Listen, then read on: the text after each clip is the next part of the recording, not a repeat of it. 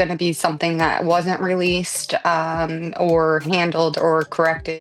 The story broke again before anyone could even verify the source. Another wave of online discussion. Another resurfaced claim tied to Cathy White. And just like before, the internet lit up instantly.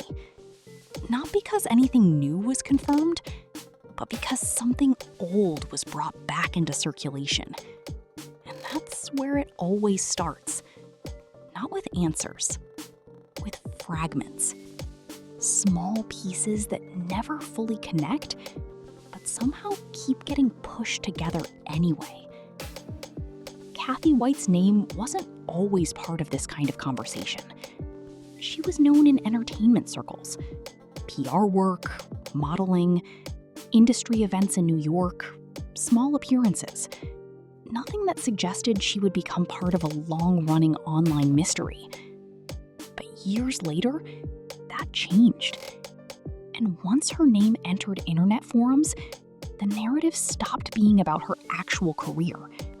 It started being about interpretation, about connections, about assumptions built on proximity rather than proof. And that's where the first shift happened. Think that she is Blue Ivy's biological mother. And the timelines of these two pregnancies line up Because online, repetition changes perception. A claim doesn't need to be proven. It just needs to be repeated enough times to feel familiar. And once that happens, people start treating familiarity as credibility. But familiarity is not evidence. It's just noise that has been replayed. Then, the story escalated again. A new layer appeared online. Something allegedly tied to an Epstein survivor discussion. And instantly, everything sped up. But here's what often gets lost in that moment. There has been no verified official confirmation supporting the identity claims circulating online. What exists instead is a mixture of reposted interpretations, fragmented commentary, and secondhand retellings. Still, the effect was immediate. Because once a story gets linked to a major global scandal, attention doesn't just grow, it multiplies. And that's when people start doing what they always do. They go back. They rewatch old timelines. They search for gaps. They try to connect events that were never originally connected. Goodbye, and I'm following up with her. I'm calling her, and I can't get a hold of her. And I believe that this went on.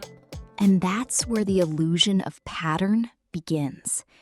Because if you look closely at most of what's being discussed, it isn't documented evidence. It's interpretation, layered on interpretation. Some users point to missing details. Others point to inconsistencies. But missing information is not hidden information. And that difference matters more than most people realize. Because online, gaps don't stay empty for long. They get filled. Sometimes with facts, but often with assumptions. And once assumptions enter the system, the story starts building itself. Then came another recurring point: hospital privacy during celebrity births. Reports from the time did indicate heightened security in certain high-profile medical situations. That part is real. But what followed online was not.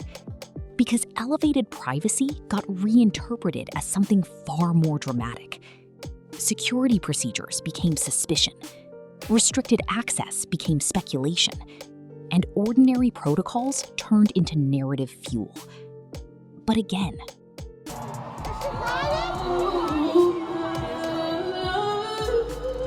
Oh my God! none of the expanded claims have been verified. Still, that didn't slow anything down. If anything, it accelerated it. Because the internet doesn't wait for confirmation. It builds momentum first. Questions later. And that momentum eventually locked onto one of the most viral talking points in the entire discussion. A widely circulated clip. Replayed. Zoomed in. Frame-by-frame breakdowns. Thousands of interpretations layered over a single moment. But here's what gets lost every time that happens. A clip is not context. It's a fragment. A slice of time with everything before and after removed. And when context disappears, interpretation takes over. That's where the shift happens. From observation to assumption. From detail to pattern. And once people believe they see a pattern, But, like the proverbial cries of fire in a crowded theatre, there are legal limits on us too. And we apologise. everything starts to look connected, even when it isn't.